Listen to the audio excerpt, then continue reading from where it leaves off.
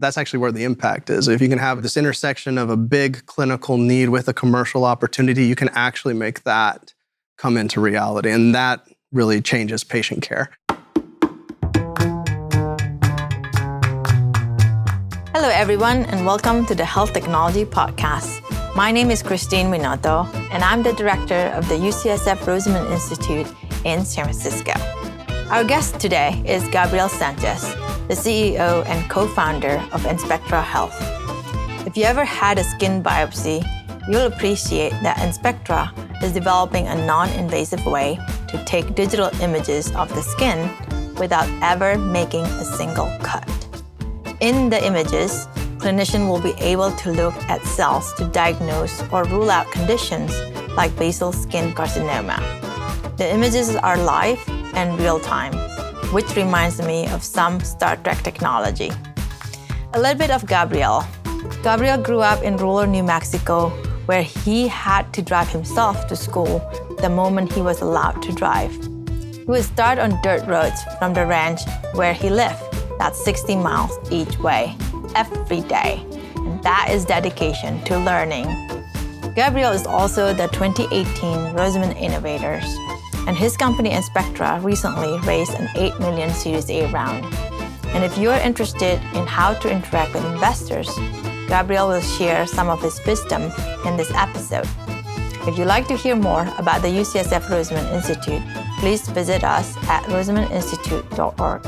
And don't forget to subscribe to our podcast on iTunes.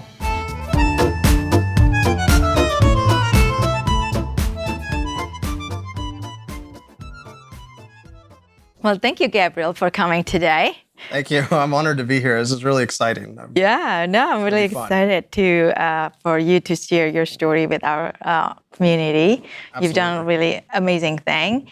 And maybe we can start from, I know that you're from New Mexico. We had a brief conversation a while back about growing up in the city versus growing up in the rural area. Yes. And I always think that childhood shaped who you are too a little bit. Maybe you can tell us about what's like growing up in New Mexico. It does. Well, thanks for having me. I'm really excited to share. It's funny.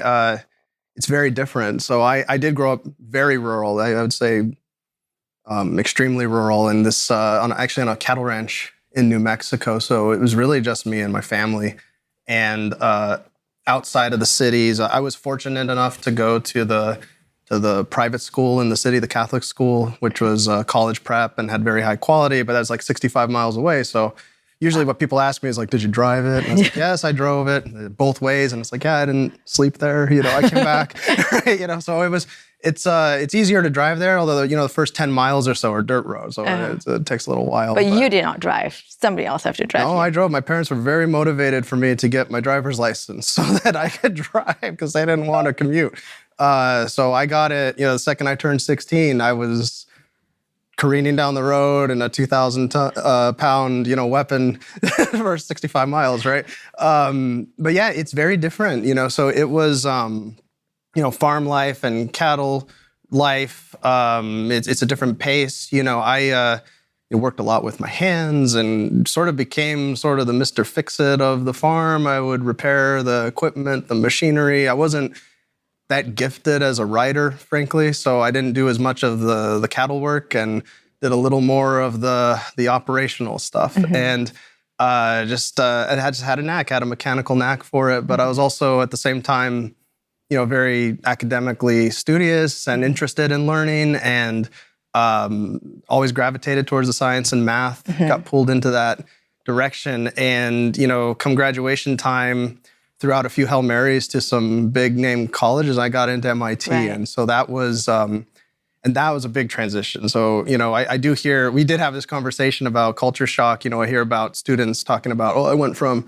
Chicago to Boston, right, or like, Minneapolis to San Francisco. But I was like, that's easy. I mean, come on, like I went from, like 6 people on a 5,000 acre ranch, to downtown Boston, right? And it was very, very different. What was that like? That was interesting. So it's funny, sometimes I talk to my parents about it, because they gave me $100, put me on a plane and said, go figure it out. And that was it. And I was fortunate to be in a summer program for pre-freshmen to to get to see the campus, take some classes, get ahead of the coursework a little bit. And when I showed up, I just showed up by myself with all my bags or whatever, but there were like parents and grandparents there, and they're all crying and dropping their kids off. And I was just sort of like, well, I had $100, I told you. I spent $40 on the cab to get to campus. I was like, oh, this is going to be a little tricky.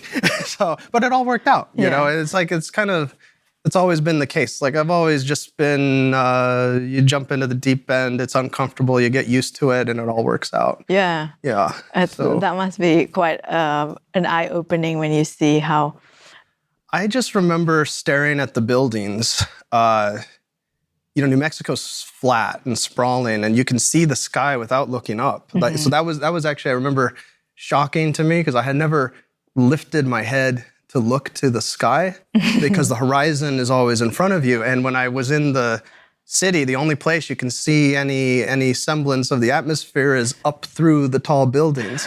And that was very odd for me. I hadn't really used those muscles in the back of my neck. So it was a surprise, But then but the university was so fantastic. It was just the best technical learning environment, people learning just for the sake of learning, trying to innovate, change the world in impactful and meaningful ways through technology. It's just a spirit of innovation there that's fantastic. Obviously, your parents raised you to be really independent. Yeah. And so it helps you to navigate a bigger city probably. Yeah. And a bigger school. Yeah, I also got lucky too. I met at the time, my girlfriend, but my wife, my freshman year at MIT, and she's much more savvy and street smart than I am. So I kind of clinged on to her, and then she helped me, slowly integrate into society, which was really helpful.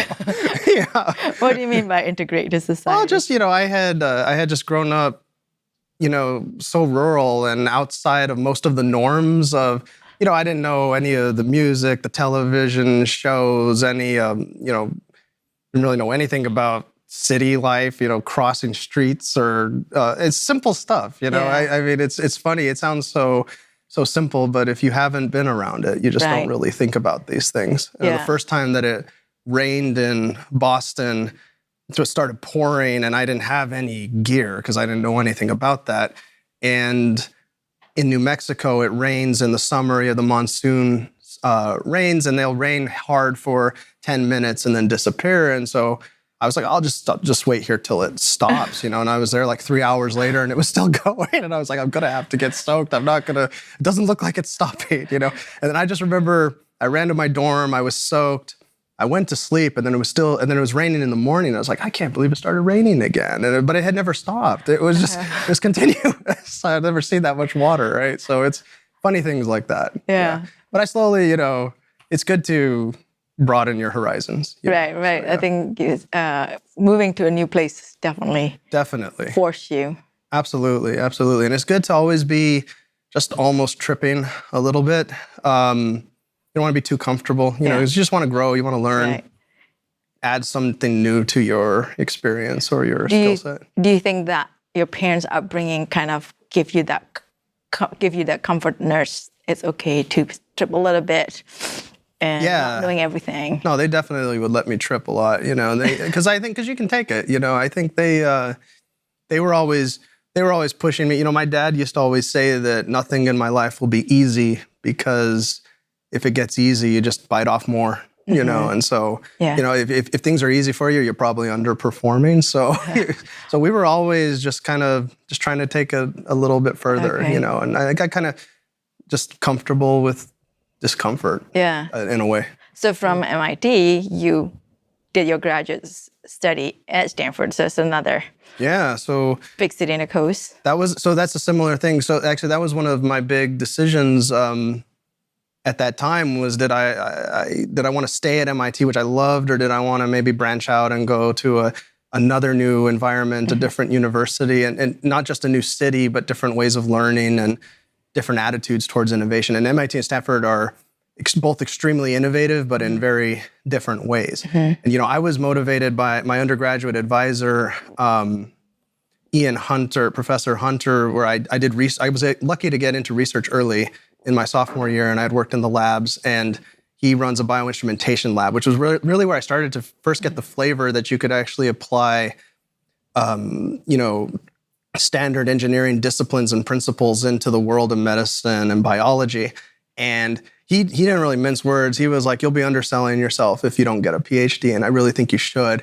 And that really lit a fire under me. I'd never known anybody who'd gone to grad school, so I don't know anything about it. But I'm like, yeah, let's try it out. So I applied to some schools, and I got in. And my wife also, so she was still at that time my girlfriend, but she also got in at Stanford. And so we both came to Stanford for grad school. And she's a civil engineer, structural engineer, and I'm a mechanical. And so then I come to Stanford to do a master's and PhD in mechanical engineering as well. Okay. And that's where it led to what you're working on right now. Eventually, even that, there are a few steps in there. Okay, So what's funny was, one of the most interesting things, so I go to Stanford and I'm interested now a little bit in medical technology and thinking about mostly doing research. In my mind, I was going academic. I thought that I would do research, get the PhD. Maybe I would become a professor and run a lab or something. It just seemed fascinating to me. And in my first year there at Stanford, I got this email that went out to the entire Mechie department from this program called the Biodesign program, which I'd never heard about. And they said, hey, we have these fellows. These are professionals that come in. They work on these really important clinical needs, and they're developing solutions, and they need technical support.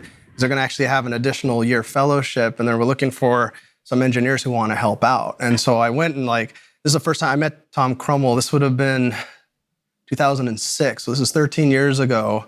And I went and interviewed with all the biodesign people, Polyhawk and everyone. And then they pulled me in, and I got course credit for helping the biodesign fellows design technologies. And that actually was really what gave me my first insight into sort of the commercialization of medical technologies and how important that is, that's actually where the impact is. If you can have this intersection of a big clinical need with a commercial opportunity, you can actually make that come into reality. And that really changes patient care. So, I worked on a laparoscopic closure device and congestive heart failure device, even some contact lens technology.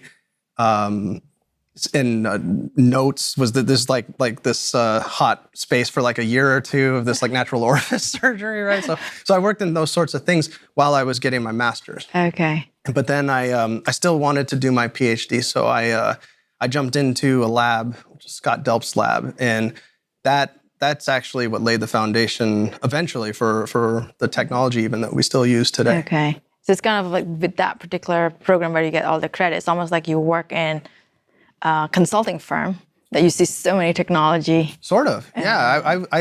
They call me. I think they call me a biodesign contributor. I was never in the fellowship, but I thought of it as an engineer in residence, sort of, with a whole bunch of almost primordial startups. They hadn't even launched yet, and they're doing all this basic stuff. So I would do prototyping and bench testing and design work with them, searching patents, things like that. Oh, okay. Yeah, and so it was, just for units. It's you got all the training before you start. It was great. Company. Yeah. Well, it got me really excited that I wanted to take the fellowship. I guess we'll get there, but I never got the chance to take it. But I jumped into my PhD, and I was like, okay, I'm going to finish up the PhD, but I got hired right out of my PhD to teach at Stanford. So Stanford was starting an undergraduate bioengineering program. They'd always had a graduate program, and they wanted to develop curriculum for the undergrads and basically teach an undergrad biodesign. And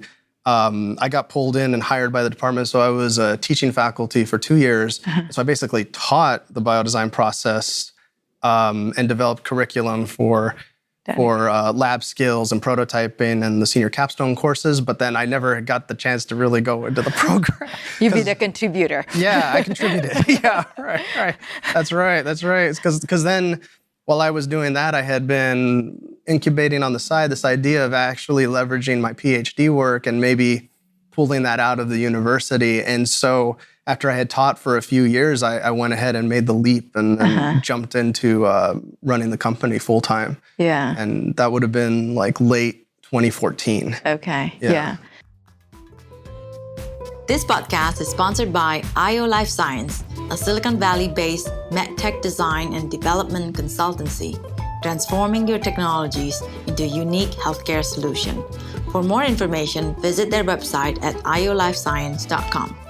This podcast is also sponsored by Brown Ratnick's Global Life Sciences Group, a team of legal professionals that helps life science companies, lenders, and investors around the world turn good science into good business. Learn more at brownratnick.com. So maybe for the listener who don't know, can you describe to us like what's the technology that you do and what's that? Sure, and it's even evolved quite a bit since my work at Stanford. But when I got to Stanford, I met Professor Scott Delp, who was running.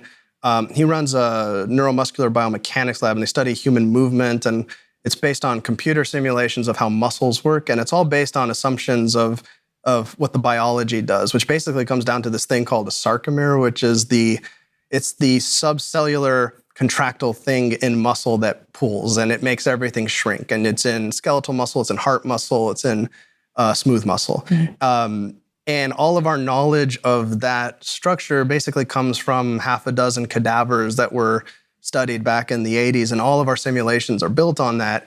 But we know, or at least we suspected, that cadaver tissue is probably not representative of living tissue. We know that the body goes through rigor mortis.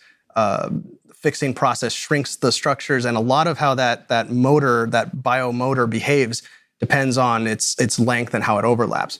So there's been this dream in muscle physiology of studying sarcomers inside the body. And at the same time Scott had been working on this, there was a new professor there, Mark Schnitzer, who had been developing these miniature imaging techniques for imaging in mice brains using these microneedle lenses. And so they had this vision of maybe we could combine the two together. And actually there was a student there before me, Mike Llewellyn, who had showed you could do this. The only problem is you have to use this piece of equipment that's about the size of your kitchen, right? So it's a massive thing. So you can kind of force someone under there under really difficult conditions. You can get some measurements, but it's not really useful clinically. And so I saw that as like fundamentally just a design problem. I was like, if we can implement the same type of imaging, but in a clinically deployable format, we can get live measurements on these muscles and study their contractile behavior. So I ended up making something called a multiphoton microscope, which is an imaging technique that causes tissue to illuminate itself. Basically, you excite it with near-infrared light, and it regurgitates the energy as visible light in the visible spectrum. And you can get pictures from that. And so I found a way to implement that in ultra miniature format through these needles, and we actually got the first ever measurements of contractility of sarcomers in living bodies, and we published a paper, and there was some excitement there. There's a nice scientific need. There wasn't a lot of immediate clinical application for that because actually no one had ever studied it, and we were the only ones who had ever taken pictures. And so even at the time, there was a lot of debate whether that was even real, because those measurements differed a little bit from the cadaver measurements, and people were more inclined to trust the cadaver than actual pictures of the living structure for some reason. So it became a battle, and I realized that this was going to be a decade of science work. So we took a step back and we said, well, what we have done here, though, is we have solved a imaging problem that's actually people have been working on for about 20 years, and it doesn't just image muscle. Like you can actually image a lot of different structures with this. So let's go. This is going back to the Biodesign training. It's like let's go find some needs, but it's I'd call it a filtered needs finding process. Where I said let's go find needs where the crux of those problems is in cellular imaging, and then we'll design a solution for that. Because really, what was most valuable out of that whole process was that we had built the knowledge of how to design these systems custom and miniaturized. And so we looked at everything from, surgical repair of muscles for strabismus to intraoperative surgical guidance, tumor resection, bedside, histopath. And we kept kind of coming to dermatology and oncology, where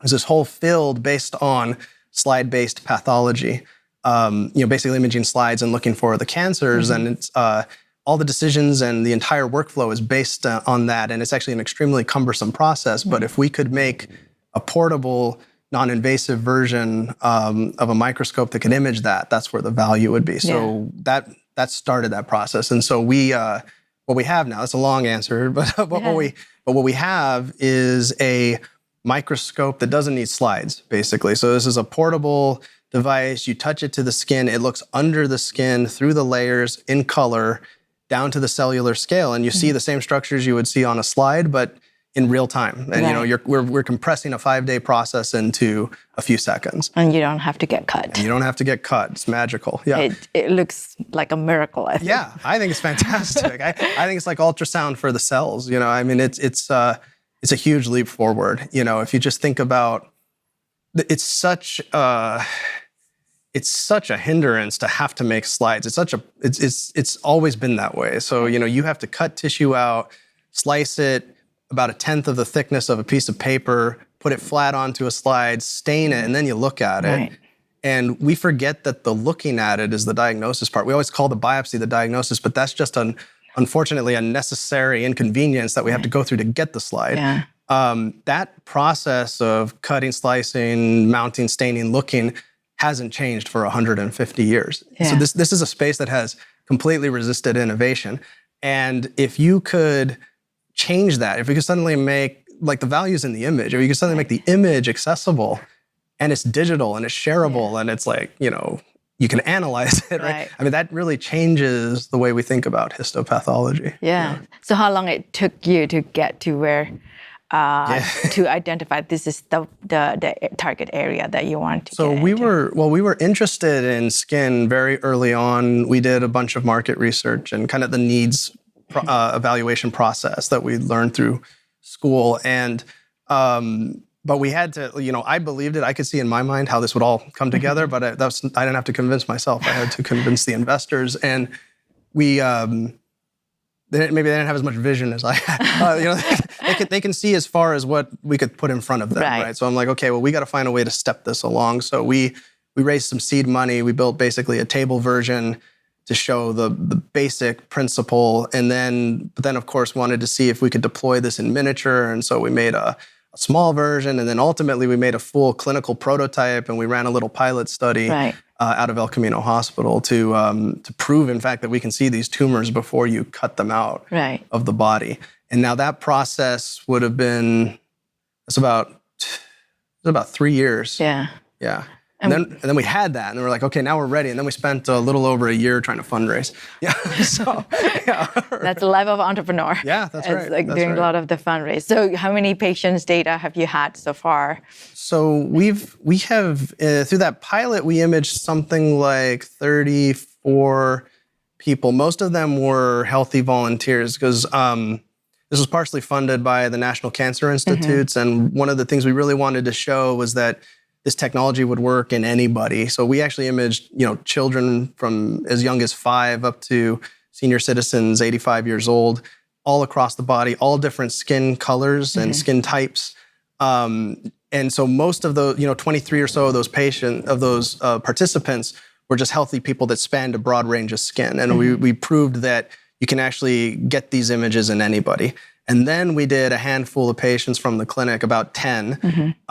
They were selected for biopsy based on suspicion of basal cell carcinoma, which is the most common skin cancer. Only half of them actually have the cancer. That's pretty normal statistics. About half the biopsies come out benign. But then we had 5 people where they actually had tumors, and we had images of those tumors. So it's very compelling in a small data set as like case examples of what we can do, and that was enough to motivate confidence that if we scaled this up and we did this in a true clinical trial, we're going to be able to get the results we want to see. Yeah. So I mean, recently you completed your last raise, yes. 8 million.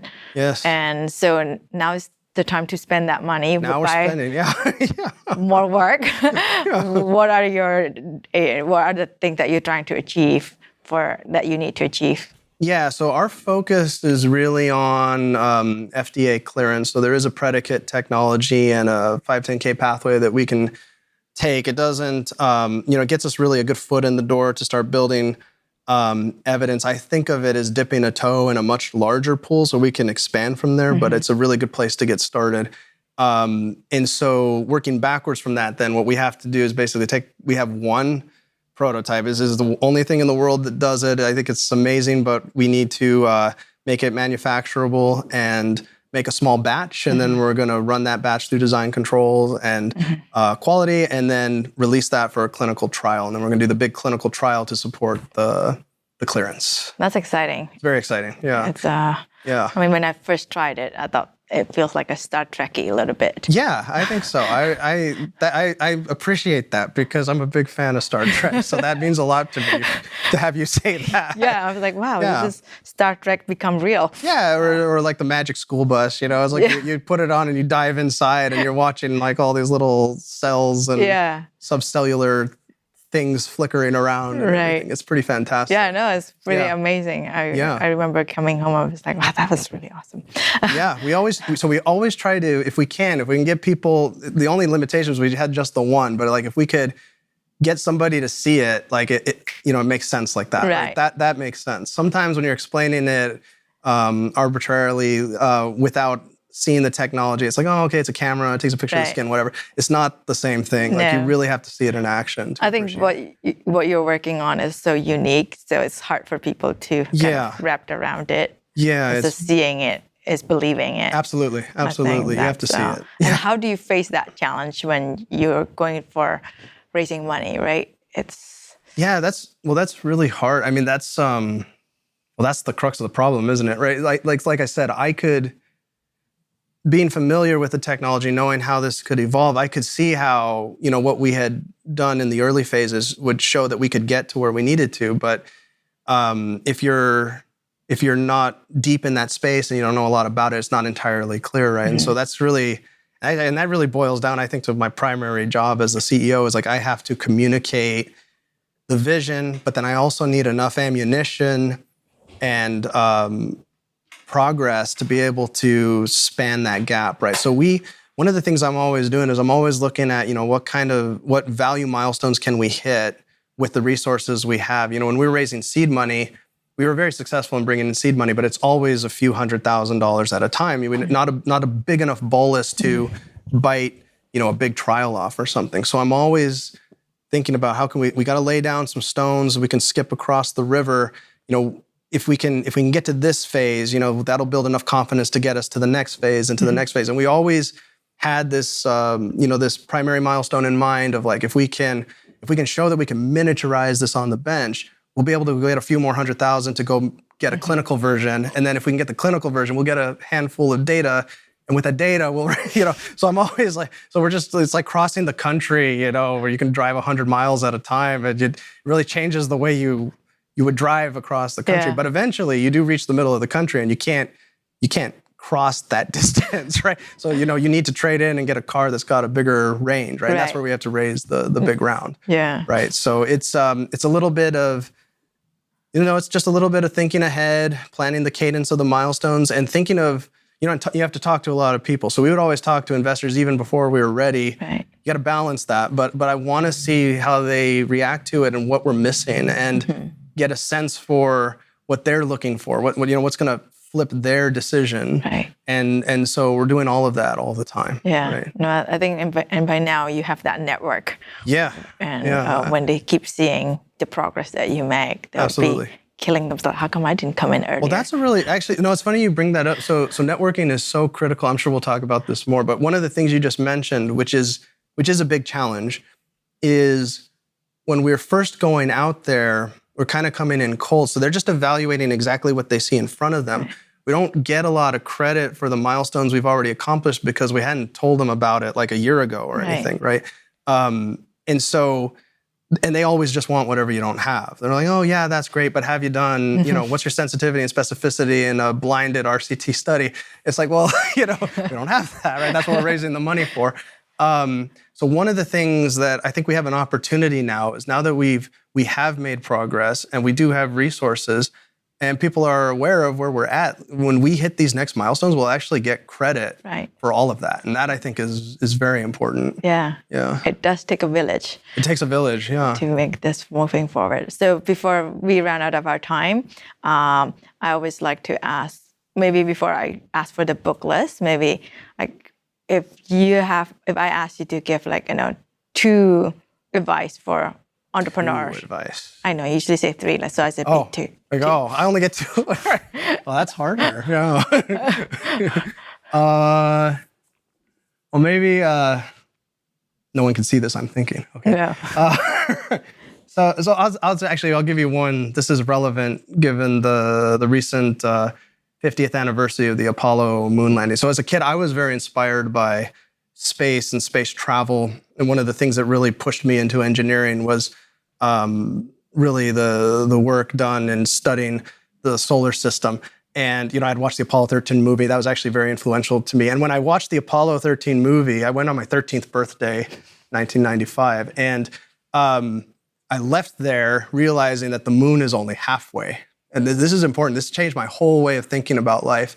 So those astronauts are very interested in getting to the moon, but they wanted to come back alive, right? And so sometimes what you see out there as what you think is the end and the big milestone is only part of the way. And in fact, the journey is a lot more treacherous and arduous than you might anticipate. So that's maybe a perspective in perseverance. It's just like, pick any analogy, Everest, whatever. I mean, now I think about, we got to get FDA clearance, but that's just starting, right? So the moon's only halfway. Maybe another one I'll share another. This is an oldie but a goodie. And for me, I changed my perspective on it as well as I learned a little bit, which is strike the iron when it's hot. Like everybody talks about that.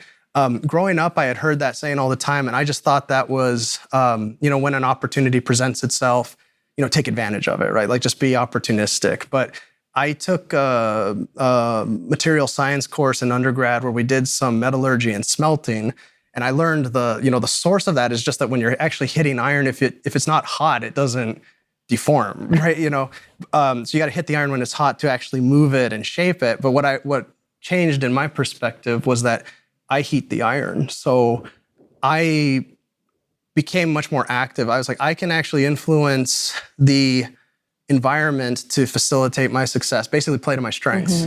Things like networking, building relationships, picking the right milestones. So I think of it more as like prepare the conditions and then go and strike the iron and be successful. And I think that's a lot more active and less passive and maybe a better perspective. Well, that's interesting. That I like that analogy a lot. So last question. Okay. Books. I don't read. No, I read a book just because I knew you were going to ask this question. So I just read this book, Loon Shots. Oh, I heard about this. Yeah. I have not read it, but somebody told me. It was good. So it's about crazy, way out there ideas and how to try to help them survive the gauntlet of criticism and failures that you're inevitably going to face along the way, and make sure that they can actually develop and impact society.